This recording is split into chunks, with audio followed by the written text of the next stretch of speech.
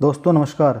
दोस्तों आज के वीडियो में हम बात करेंगे जो बैंकों के अंदर 12वां द्विपक्षीय समझौता जो कि 1 नवंबर 2022 से पेंडिंग है, उसके अंदर क्लरिकल यूनियन ने आईबीए के सामने क्या क्या डिमांड रखी है उसके बारे में हम लोग आज के वीडियो में बात करेंगे। दोस्तों वीडियो स्टार्ट करने से पहले आपसे एक निवेदन है कि अगर आपने हमारे चैनल को सब्सक्राइब नहीं किया है तो हमारे चैनल को सब्सक्राइब कर लें ताकि बैंकिंग सेटलमेंट संबंधी जो भी न्यूज़ है वो आप तक जल्द से जल्द पहुंच सकें। दोस्तों आपके सामने जो स्लाइड है उस पे आप देख सकते हो कि क्लरिकल यूनियन के द्वारा आईबीए के सामने मोस्टली 29 पॉइंट है, 29 डिमांड है वो रखी गई है। दोस्तों इनमें से जो 6 पॉइंट तक डिमांड है उनके बारे में मैं एक अलग सी वीडियो बना चुका हूँ, ठीक है। अगर आपने वो वीडियो नहीं देखा है तो मैं इसका लिंक है वो डिस्क्रिप्शन में डाल दूंगा, वहाँ से आप देख सकते हो। आज के इस वीडियो में हम लोग जो पॉइंट नंबर 7 है और उससे आगे की हम लोग डिमांड की है वो बात करेंगे। तो दोस्तों पॉइंट नंबर 7 है लीव रूल। दोस्तों लीव में सबसे पहले हम लोग बात करते हैं कैजुअल लीव की। तो दोस्तों कैजुअल लीव में यूनियन द्वारा ये कहा गया है कि कैजुअल लीव को बढ़ाकर 18 किया जाए, यानी एक कैलेंडर ईयर के अंदर 18 कैजुअल लीव है वो हमें मिलनी चाहिए। दूसरा ये कहा गया है कि जो यूसीएल है, यूसीएल को आप बिना मेडिकल सर्टिफिकेट के ही स्वीकृत करो। दोस्तों यूसीएल क्या होता है, अगर जैसे मान लो मुझे 12 सीएल मिली हुई है, कैजुअल लीव मिली है और मैंने ये यूज़ नहीं की है, मैंने 10 यूज़ किए है, जो दो सीएल मैंने यूज़ नहीं किए है वो नेक्स्ट ईयर यूसीएल में कन्वर्ट हो जाएगी, ठीक है। यूसीएल है वो एज ए सिक लीव की तरह ही होती है, तो इनको आप बिना मेडिकल सर्टिफिकेट के ही सैंक्शन करें। अगली लीव है पीएल लीव।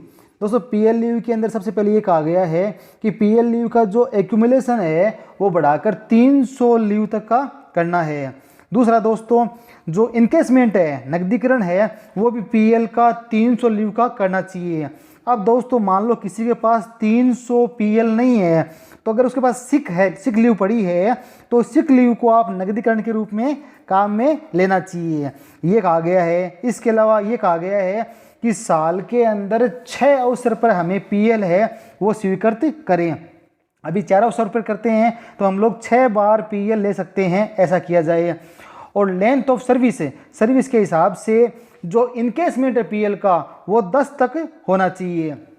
अगला कहा गया है अगर पनिशमेंट के कारण या रेजिग्नेशन के कारण नौकरी का लॉस होता है, आप नौकरी से निकाले जाते हो या नौकरी छोड़ते हो, तो पीएल का इनकेसमेंट है वो होना चाहिए। अगला पॉइंट ये कहा गया है कि पीएल लेने के लिए जो नोटिस पीरियड था वो 10 दिन से घटाकर 7 दिन का हमें करना चाहिए। इसके अलावा एक पॉइंट ये भी कहा गया है, इन लोगों ने ये कहा है, यूनियन ने डिमांड की है कि पीएल के बीच में जो हॉलीडे आते हैं उन्हें पीएल के अंदर काउंट नहीं किया जाए। तो यह पीएल के अंदर कुछ पॉइंट है जो यूनियन के पीएल के अंदर कुछ पॉइंट है जो यूनियन ने आईबीए के साथ में डिमांड के रूप में रखी है। अब हम लोग देखते हैं सिक लीव।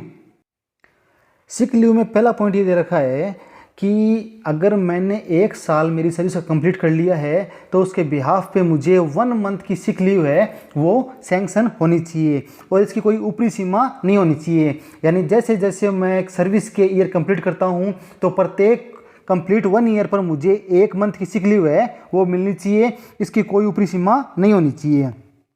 दूसरा इसमें ये पॉइंट कहा गया है कि छोटी मोटी बीमारी जैसे बुखार जुखाम है इनके लिए आप मैक्सिमम 5 दिन की सिक लीव है वो हमें दो और इसके लिए हमें कोई भी मेडिकल सर्टिफिकेट है वो न देना पड़े। तीसरा पॉइंट इसमें ये कहा गया है सिक लीव में कि अगर मैं मेरे किसी भी फैमिली मेंबर, मेरे परिवार के सदस्य का मेडिकल लीव दिखाता हूँ, भाई मेडिकल सर्टिफिकेट दिखाता हूँ कि वो बंदा बीमार था, तो उसके बिहाफ पे मुझे सिक लीव है वो सैंक्शन की जाए। इसके अलावा इसमें एक बात कही गई है स्पेशल सिक लीव के बारे में, वो किसको मिलेगी। दोस्तों इन्होंने कहा है कि अगर किसी व्यक्ति को कोई मेजर बीमारी हो जाए, जैसे कैंसर है वो मेजर बीमारी हो जाए या उसका एक बड़ा एक्सीडेंट हो जाए और तब जब उसके पास में सिक लीव अवेलेबल नहीं है तो उसे स्पेशल सिक लीव है वो सैंक्शन की जाए। आगे एक पॉइंट दे रखा है वो तो पहले भी हम लोग पढ़ चुके हैं कि भाई सिक लीव के बीच में अगर कोई हॉलीडे आता है तो उन हॉलीडे को सिक लीव के साथ में काउंट आपको नहीं करना है। आगे दे रखा है मैटरनिटी लीव। मैटरनिटी लीव के अंदर दोस्तों पहला ये पॉइंट दे रखा है, अगर कोई भी फीमेल एम्प्लॉय है वो लीगल तरीके से कोई भी बच्चे को एडॉप्ट करती है, ठीक है, कितने साल तक को, अगर 5 साल तक के बच्चे को अडॉप्ट करती है तो उसे 1 ईयर है वो छुट्टी मिलनी चाहिए। उसे 1 ईयर मैटरनिटी लीव है उस बच्चे की केयर करने के लिए मिलनी चाहिए। दूसरा, अगर कोई वो ट्यूबेक्टोमी वगैरह करवाती है, वेसेक्टोमी वगैरह करवाती है तो उस महिला को 60 दिन की जो लीव है वो सैंक्शन होनी चाहिए। आगे देखा है मैटरनिटी लीव के बारे में। मैटरनिटी लीव है वो पूरे एंटायर सर्विस में 2 ईयर तक की सैंक्शन हो सकती है, ठीक है, और ये है 1 ईयर पर ओकेजन, ठीक है, यानी मैक्सिमम आपको 2 बच्चे करने हैं और पर बच्चे पे आप एक छुट्टी है, 1 साल की छुट्टी है वो आपको मिल सकती है। इसी प्रकार बात करते हैं पैटर्निटी लीव की। तो दोस्तों मैटरनिटी लीव है वो तो फीमेल एम्प्लॉय की मिलती है और पैटर्निटी लीव है वो मेल एम्प्लॉय की मिलती है। उसमें भी एक आ गया है कि जो पहले 15 छुट्टियाँ मिलती थी उसे बढ़ाकर 30 छुट्टियाँ कर दी गई है पर ओकेजन पे, ठीक है, यानी अगर आप 2 बच्चे कर सकते हो, एक बच्चे के ऊपर आप 30 छुट्टी है वो ले सकते हो, ऐसा डिमांड की गई है। इसी प्रकार अगर आप लीगल तरीके से कोई बच्चा अडॉप्ट करते हो 5 साल तक का तो उसमें भी आपको छुट्टी मिल सकती है। चाइल्ड केयर लीव नाम से एक नई लीव है वो इजाद की गई है। ये क्यों की गई दोस्तों, ये लोग बोलते हैं कि जैसे गवर्नमेंट एम्प्लॉइयों को ये छुट्टी मिलती है चाइल्ड केयर लीव नाम से, वो छुट्टी हमें बैंक कर्मचारियों को भी हमें मिलनी चाहिए। तो ये जो नई छुट्टी है उसके बारे में यूनियन ने डिमांड की है IBA से। दोस्तों अगली लीव है सैबैटिकल लीव। दोस्तों यह लीव लेने के लिए जो एलिजिबिलिटी है सर्विस की वो घटा के 2 साल कर देनी चाहिए। यह लीव लेने के लिए जो नोटिस पीरियड है वो घटा के 15 दिन का टाइम है वो कर देना चाहिए। और सैबैटिकल लीव है वो सभी एम्प्लॉय को मैक्सिमम 4 साल की मिलनी चाहिए एंटायर सर्विस में, और इसे 2 ओकेजन में आप ले सकते हो। आगे दे रखा है स्टडी लीव। अगर किसी एम्प्लॉय को हायर स्टडी करनी है तो उसके लिए मिलती है जो कि 3 साल तक की मैक्सिमम हो सकती है एंटायर सर्विस के अंदर। रखा है special leave for office wearing. दोस्तों अगर आप ऑफिस के काम से कहीं जा रहे हो, यानी आप कोई कोर्ट के अंदर कोई अटेंडेंस देने जा रहे हो, या लेबर कोर्ट में जा रहे हो, या ट्रिब्यूनल में जा रहे हो, या आप ये जो अपने होता है लोक अदालत में जा रहे हो आप, या ट्रेनिंग पे जा रहे हो, तो इसके लिए आपको स्पेशल लीव है वो मिलनी चाहिए। अगला पॉइंट दे रखा है एक्स्ट्रा ऑर्डिनरी लीव। दोस्तों एक कैलेंडर ईयर के अंदर इसमें कहा गया है कि पूरी सर्विस के अंदर आपको लगभग 180 दिनों की एक्स्ट्रा ऑर्डिनरी लीव है वो भी लीव मिलनी चाहिए। इसके अलावा लीव बैंक नाम से एक कंसेप्ट और निकाला है यूनियन ने। आगे दे रखा है स्पेशल लीव फॉर स्पोर्ट्स। अगर कोई बंदा है वो स्पोर्ट्स खेलने जा रहा है या माउंटेन ट्रेकिंग करने जा रहा है तो उन एम्प्लॉइयों को उनके अंदर भाग लेने के लिए, ठीक है ना, उनके अंदर भाग लेने के लिए स्पेशल लीव है वो मिलनी चाहिए। इसके अलावा इस लास्ट में एक मेजर पॉइंट दे रखा है कि अगर कोई एम्प्लॉय है वो अगर डेथ हो जाती है उस एम्प्लॉय की, ठीक है, अगर एम्प्लॉय है वो इलाज करवा रहा है और इलाज के दौरान उसकी डेथ हो जाती है और उसके पास में अगर कोई लीव नहीं बची है तो उसकी सारी लीव है वो स्पेशल सिक लीव मानकर और उसको पे करनी चाहिए, ठीक है, उसको लॉस ऑफ पे नहीं करके उन सभी टाइम को सिक लीव बना दिया जाए और उसको सिक लीव को इनको पेड करना चाहिए। आगे इसमें दे रखा है वुमेन एम्प्लॉय के लिए एक अच्छी बात कही है इन लोगों ने। ये कहा है कि जब मेंस्ट्रुअल कॉम्प्लेक्स होता है उनको जो मासिक चक्कर आता है उस टाइम अगर फीमेल एम्प्लॉय है उनको स्पेशल लीव देनी चाहिए विथ पे, उनको तनख्वाह भी दो और आप स्पेशल पे भी दो। आगे जो सबसे जो मेन डिमांड है हमारी उसके बारे में कहा गया है कि जितने भी शनिवार है सभी शनिवारों को आप हॉलीडे छुट्टी के रूप में घोषित कर दो। ये मोस्ट डिमांड है 12वें सेटलमेंट की।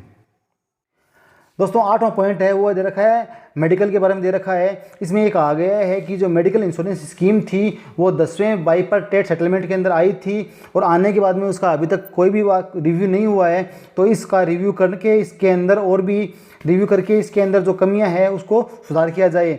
आगे दे रखा है एनुअल मेडिकल एड।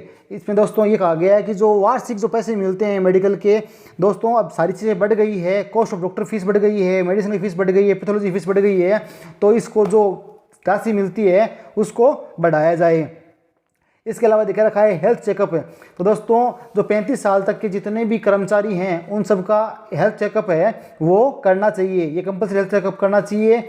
इसके बारे में इन्होंने डिमांड रखी है। आगे दे रखा है point number 9 leave fair concession. इसमें कहा गया है दोस्तों कि जो डिस्टेंस है उस डिस्टेंस को आप लोग बढ़ाना चाहिए। इसके अलावा LFC बाहर अगर कोई जाना चाहता है, अब्रॉड जाना चाहता है, तो अब्रॉड के लिए भी LFC है वो परमिट देनी चाहिए। जो पैकेज टूर करवाते हैं, जितने भी एजेंसियां होती है पैकेज टूर करवाती है, तो उनको भी ओवरऑल लिमिट के अंदर अलाउ करना चाहिए। पार्सली इनकेसमेंट, यानी मैं LFC भी ले लूँ और PL का इनकेसमेंट करवा लूँ, वो भी इन को सुविधा देनी चाहिए।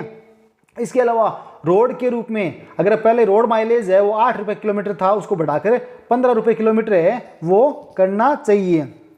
पॉइंट नंबर 10 है, इसमें कह रखा है इन्होंने अदर सर्विस कंडीशन। इसमें पहले कह रखा है कि जो लमसम अमाउंट है अवेलेबल होता है एक एम्प्लॉय को, कब जो डिप्लॉयमेंट सेंटर के अंदर सर्विस करता है उसको 2000 रुपये उसको बढ़ाकर 2000 तक कर दिया जाए।